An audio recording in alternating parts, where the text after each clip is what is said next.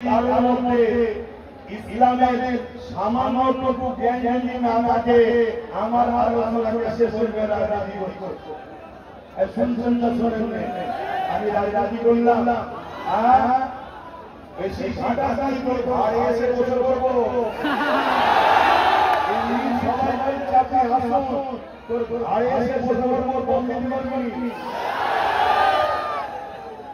আমি এতটুকু করি, আমার এত সাহস আছে, আমার বাড়ি সব করি, কেন আমি একটা জিনিস বুঝি যেটা জুলুম নয় সেটা ইসলাম আমাকে করা যায় দিয়েছে। ভাইরা আমার রাসূল সাল্লাল্লাহু আলাইহি ওয়াসাল্লাম তিনি কোন জাহানের সুলতান, কোন জাহানের সরদার, নবীদের নবী, তিনি না আসলে কুল কায়নাত আল্লাহ বানাতেন না। হযরত আদম সফিউল্লাহ আমাদের আব্বা জান, তাই তো নবী জোরে বলে প্রত্যেকটা মানুষের আব্বা জান, সে যে ধর্মেরই হোক, বাপ আদম মা হাওয়া, এই দুজন থেকে পৃথিবীতে মানুষ শুরু হয়েছে, এই দুজন থেকে পৃথিবীতে মানুষের সূচনা হয়েছে। তাই বাপ আদম আলাইহিস সালাম তিনি হলেন আমাদের আব্বা জান। তিনি যখন আল্লাহ তাআলাকে সৃষ্টি করলেন তিনি মাথা তুলে দিয়েছে, আল্লাহ পাকের আরশের উপরে লেখা আছে লা ইলাহা ইল্লাল্লাহু মুহাম্মাদুর রাসূলুল্লাহ। আদম আলাইহিস সালাম জিজ্ঞাসা করলেন আল্লাহ আপনার তো কোনো শরীক নেই, কেন আপনি কুল হুয়াল্লাহু আহাদ, আপনার কোনো শরীক নেই, লাম ইয়ালিদ ওয়া লাম ইউলাদ, না আপনার ছেলে আছে না স্ত্রী আছে না আপনি কারো পয়দা।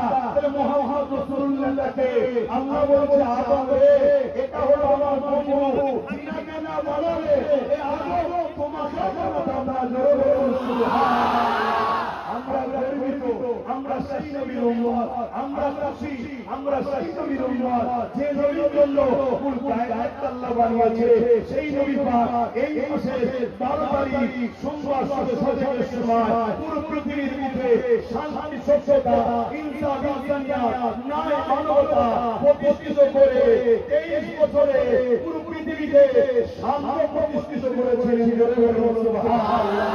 যে সময়ে রোমের সংসার পারস্যের মতো সংসার এমন করে কাইসার যারা ক্ষমতা চলে মানুষের পক্ষ হয়ে বসেছিল, আল্লাহ নবী তাদের হাত থেকে অসহায় গরিব মানুষদেরকে বাঁচিয়েছে। গরিবদের জন্য আল্লাহ নবী প্রায় জায়গায় বারবার মার খেয়েছে। নবী আমার এর জন্য আল্লাহ নবী মুসলিমদের জন্য মার খেয়েছে, গরিবদের জন্য মার খেয়েছে, ইনসানিয়ত প্রতিষ্ঠিত করতে গিয়ে মার খেয়েছে। তুমি আজকে নবী দাবি করে, তুমি আজকে পীর দাদা মৌলবি দাবি করে আজকে সমাজে জুলুম হবে, গরিবের উপর অত্যাচার হবে, মনুষ্যের উপর অত্যাচার হবে, মানুষের উপর জুলুম হবে। আমরা হাত উঠিয়ে বসে থাকতে পারি না। আমার নবীর এসেছে, আমার নবীর আদর্শে পৃথিবীর দরবারে আমাদেরকে এগিয়ে যেতে হবে। যেখানে জুলুম হবে জুলুমকে বন্ধের জন্য লড়াই করতে হবে, যেখানে আমার কিয়ামত হবে মানুষের হক দিবার জন্য লড়াই করতে হবে, যেখানে নারীদের উপর অত্যাচার হবে ওই নারীদের অধিকার দেওয়ার জন্য লড়াই হবে, যেখানে দেশের উপর জুলুম হবে দেশের জন্য লড়াই করতে হবে। কেন আমার নবী তিনার মাতৃ ভূমি মক্কাকে ভালোবেসেছে, মক্কার জন্য লিখেছে। তাহলে রাসূলের সুন্নাত হলো দেশকে ভালোবাসা। জোরে বলুন সুবহানাল্লাহ, আরো বলুন সুবহানাল্লাহ। এই মাসের জন্যই আমরা রবিউল আউয়ালের চাঁদের মানুষকে দিয়ে থাকি। এই মাসের মানুষকে আমরা হুজুরের এই মিলাদ নবী বলবো করে দিয়ে থাকি। তার পাশাপাশি আমার আগে উলামা ভাইরা তারা আমার নবী আগমন সংক্রান্ত অনেক আলোচনা করেছে না করে। আমি একটা ছোট আলোচনা করছি, মন বসেছেন তো।